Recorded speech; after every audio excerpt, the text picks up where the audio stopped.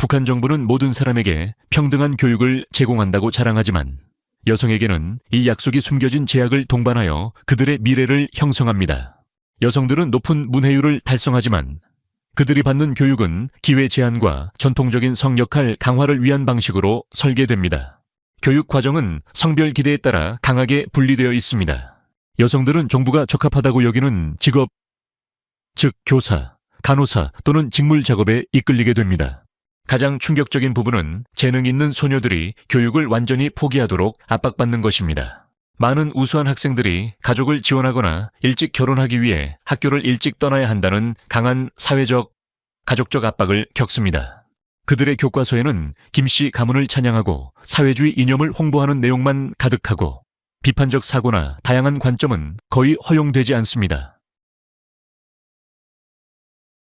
북한에서 사랑을 위한 결혼은 단지 권장되지 않는 것에 그치지 않고 종종 전혀 고려되지 않기도 합니다.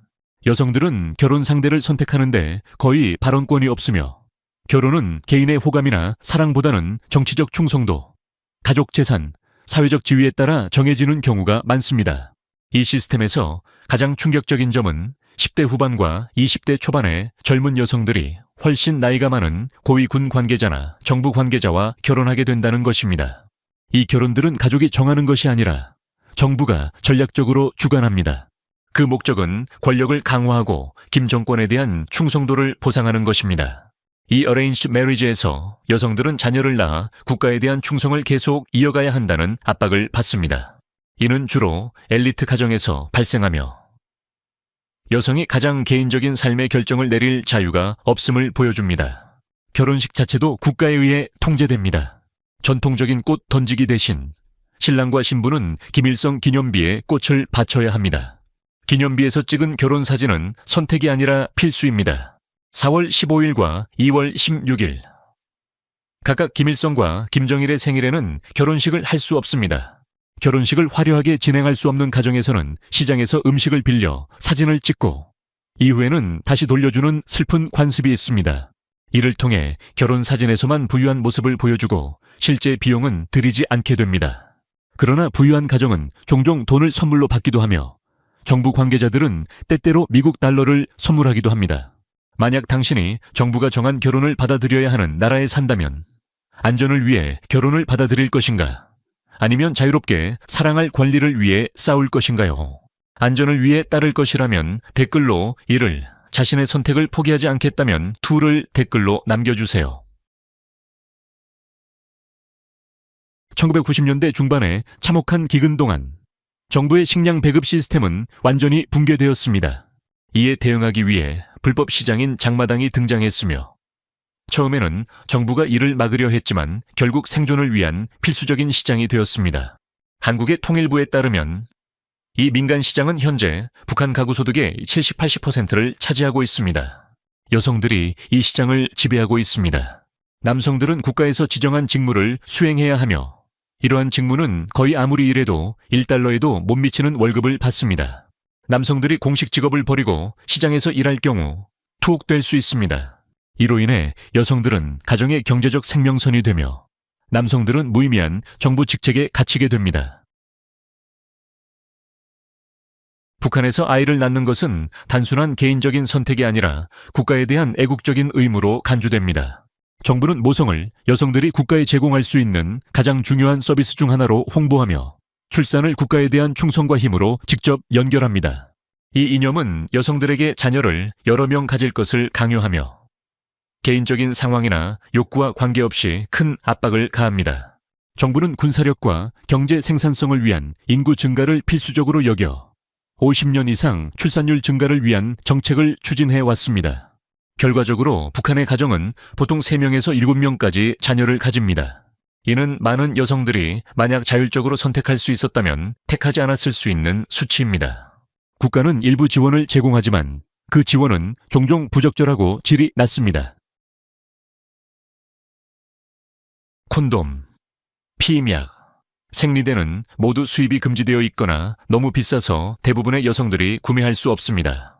정부는 출산을 늘리려는 목표와 맞지 않는다고 판단하여 이러한 물품의 수입을 금지했습니다. 중국산 제품은 때때로 암시장에서 발견되지만 그것들도 농촌 여성이나 빈곤층 여성들이 구매할 수 없는 가격대입니다. 이로 인해 심각한 건강 문제들이 발생합니다. 농촌 지역의 여성들은 여전히 생리 중 천을 사용해야 합니다.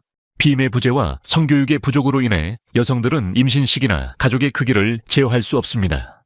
여성들이 임신을 하게 되면 임신을 중단할 선택권이 없습니다. 임신 중단은 불법이며 감옥에 갇히거나 심한 사회적 차별을 받을 수 있습니다. 이 말은 즉 계획된 임신이든 아니든 가족이 다른 아이를 낳을 준비가 되었든 아니든 모든 임신은 출산으로 이어져야 한다는 것을 의미합니다. 오늘의 이야기가 인상 깊으셨다면 좋아요를 눌러주시고 이 영상을 친구들과 공유해주세요. 이 영상의 확산에 큰 도움이 됩니다. 여러분과 함께 해주셔서 감사합니다. 북한에서 여성의 복장에 대한 통제는 대부분 사람들이 상상하는 것 이상으로 엄격합니다. 여성들은 정부가 사회주의 가치라고 부르는 것에 맞춰 간단하고 허가된 복장을 착용해야 합니다. 특별한 행사에서는 전통 한복을 입어야 하며 일상적인 옷은 매우 제한적입니다. 여성들은 유행을 따르거나 서양식 요소가 포함된 액세서리나 옷을 입을 수 없습니다. 청바지는 미국 제국주의의 상징으로 완전히 금지되어 있습니다. 김정은은 이 옷을 서양 문화를 반영하는 모든 것의 상징으로 간주하며 이를 강력히 규제하고 있습니다. 검은 청바지는 때때로 용인되지만 여전히 위험하며 처벌을 받을 수 있습니다. 가장 충격적인 규제는 여성들이 바지를 입는 것이 전면 금지된다는 것입니다. 이 규제는 매우 엄격하게 시행되며 경찰은 패션 경찰처럼 평양의 거리를 순찰하며 여성들이 바지를 입지 않도록 단속합니다. 추운 겨울에도 여성들은 불편하고 비효율적이라도 스커트를 입어야 합니다. 2023년 8월 자유아시아 방송은 무릎 위로 올라가는 반바지를 입은 여성들에 대한 단속을 보도했으며 당국은 이를 자본주의 문화라고 규정했습니다. 이러한 규제는 너무 엄격해서 여성들이 공개적으로 질책을 받거나 벌금을 내야 하며 노동동원에 강제로 참여하거나 더 강력한 처벌을 받을 수 있습니다. 농촌 지역에서는 실용성 때문에 바지 규제가 완화되기도 했지만 이는 드물고 일시적인 상황에 불과했습니다. 수도 평양에서는 이 규제가 절대적이며 여성들은 날씨나 상황에 관계없이 국가가 정한 여성스러운 외모를 유지해야 합니다. 북한 정부의 통제는 여성들의 머리 스타일에까지 미칩니다. 결혼한 여성들은 짧은 머리 스타일을 요구받고 미혼 여성들은 다소 긴 머리 스타일을 할 수 있지만 그 길이나 스타일은 정부의 엄격한 기준 내에서만 허용됩니다. 정부는 현대적이거나 서양식으로 간주되는 헤어스타일을 금지하고 있으며 긴 머리, 염색된 머리, 파마 머리 등은 모두 금지되어 있습니다. 여성들이 선택해야 할 정확한 18가지 헤어스타일을 나열한 이미지가 널리 퍼져 있지만 이는 오해입니다. 실제로 엄격하게 18가지 스타일로 제한되는 것은 아니지만 여성들은 정부가 정한 사회주의적 라이프 스타일 기준에 맞춰야 합니다. 미용실에서는 이러한 스타일을 제시하며 이를 벗어나는 스타일을 하면 심각한 처벌을 받을 수 있습니다. 헤어스타일 규제를 위반하면 벌금, 공개적인 비판, 심한 경우 당국에 의해 강제로 머리를 자르는 처벌을 받을 수 있습니다. 북한 여성들은 아마도 가장 철저한 정보 감옥 속에서 살아가고 있습니다. 정부는 외국 미디어에 대한 접근을 제한하는 것에 그치지 않고 허가되지 않은 정보를 접하는 것 자체가 처형으로 이어질 수 있는 시스템을 만들어 놓았습니다. 우리가 아는 인터넷은 북한의 일반 여성들에게 존재하지 않습니다. 글로벌 인터넷 사용은 불법이며 극소수의 정부 관계자나 과학자, 학생들만 사용할 수 있습니다. 나머지 사람들은 정부가 통제하는 광명이라는 네트워크를 사용해야 하며 이 네트워크에는 정부가 허가한 콘텐츠만 담겨 있습니다. 정부는 인터넷을 사람들이 전 세계적으로 연결시킬 수 있는 힘을 지닌 존재로 보고 그로 인해 자신의 통제를 약화시킬 수 있다고 생각하고 있습니다. 외국에서 제조된 휴대폰을 소유하면 최소 3개월의 강제 노동에 처해질 수 있습니다. 당국은 국경 근처에서 중국 휴대전화 서비스를 차단하고 외국인과 연락을 하는 사람은 체포합니다. 2020년 12월 북한은 반동 이념과 문화 거부법을 제정하여 정보 제한을 더욱 강화했습니다. 이 법은 한국, 미국, 일본에서 온 모든 미디어 공유를 금지하며 이를 위반할 경우 처형을 받을 수 있습니다. 금지된 콘텐츠를 보는 것만으로도 15년의 노동교화 소형을 받을 수 있습니다. 심지어 한국식 말투나 글쓰기, 노래를 부르는 것만으로도 최대 2년의 강제노동에 처해질 수 있습니다. 정부는 외국 문화의 영향을 매우 두려워하여 다른 나라의 말투나 문화 표현을 사용하는 것도 범죄로 간주하고 있습니다. 외국의 음악과 영화에 대한 제한은 북한 정부가 외부 문화의 영향을 얼마나 두려워하는지를 잘 보여줍니다. 특히 여성들이 이러한 규정을 위반할 경우 더 많은 처벌을 받습니다. 2015년 김정은은 정부가 부적절하다고 여긴 노래가 담긴 모든 카세트 테이프와 CD를 파괴하라는 명령을 내렸습니다. 이는 단순히 콘텐츠를 제거하는 것이 아니라 외국 문화의 흔적을 완전히 없애려는 목적이었습니다. 여성들은 외국 오락물을 소비하는 것에 대해 더 많은 처벌을 받을 가능성이 높습니다. 당국은 여성들이 문화적 영향에 더 취약하고 다른 사람들과 오락물을 공유할 가능성이 크다고 생각하기 때문입니다. 정부는 여성들의 음악, 영화, 문화적 콘텐츠에 대한 관심을 사회적 안정에 위험을 초래하는 것으로 보고 있습니다. 외국 콘텐츠의 출처에 따라 처벌의 정도가 달라지며 그중 미국 영화는 최고 형벌을 받을 수 있습니다. 인도 영화를 보는 것만으로도 징역형을 받을 수 있으며 그 처벌은 콘텐츠의 종류와 여성의 이전 기록에 따라 달라집니다. 북한 여성들은 자국 내외를 오가는 여행에 있어 세계에서 가장 제한적인 제약을 받고 있습니다. 이러한 제약은 단순히 이동의 자유를 제한하는 것에 그치지 않고 여성들이 어디를 가고 누구를 만날 수 있는지에 대한 모든 측면을 통제합니다. 북한 내에서 지방을 여행하려면 특별한 여행 허가증인 스리카우번 증명서를 받아야 합니다. 이 증명서를 받는 것은 매우 어렵고 정부의 승인을 받기까지 몇 주 혹은 몇 달이 걸릴 수 있습니다. 곳곳에 검사소가 존재하며 적절한 서류 없이 여행하면 즉시 체포될 수 있습니다. 코비드19가 확산되면서 여행 제한은 더욱 심해졌습니다.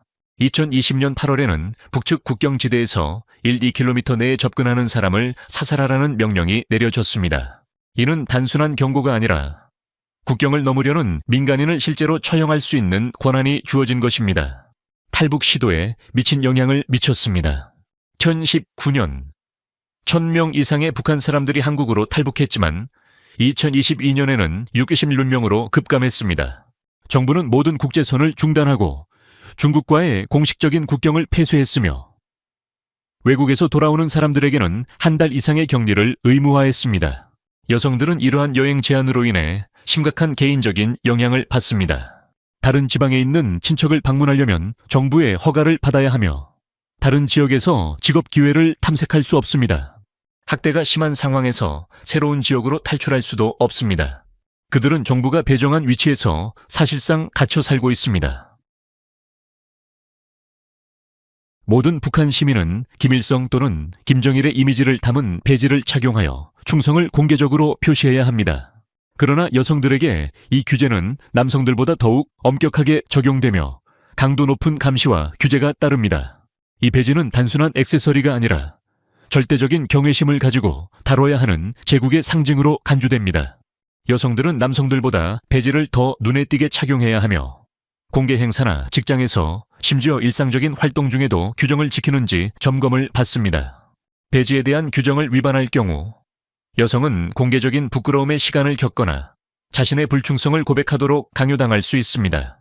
처벌로는 벌금이 부과되거나 심각한 경우에는 투옥되거나 강제 노동에 처해질 수 있습니다. 이 규제가 특히 억압적인 점은 여성들이 배지의 상태와 위치에 대해 지속적으로 걱정해야 한다는 것입니다. 단순히 배지를 입거나 대수롭지 않게 다룰 수 없으며 매일 아침 배지가 제대로 위치하고 손상되지 않았는지 확인하는 것으로 하루가 시작됩니다. 배지는 김씨 가족의 권력이 일상생활의 모든 순간에까지 영향을 미친다는 지속적인 상기시킴 역할을 합니다. 여성들은 거울을 보거나 옷을 입거나 다른 사람들과 상호작용할 때마다 충성의 의무를 상기하게 되며 이는 독립적인 사고를 거의 불가능하게 만드는 심리적 통제의 형태입니다. 이 관행은 북한 정부가 김씨 가족의 인물 숭배를 유지하려는 노력의 일환으로 여성들에게는 여러 제약을 더하는 감시와 통제의 또 다른 층을 추가합니다.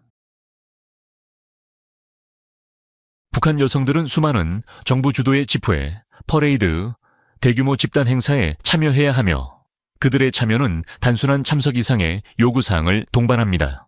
여성들은 전통 한복을 입고 국가의 당열과 충성을 나타내는 춤이나 노래를 반드시 공연해야 합니다.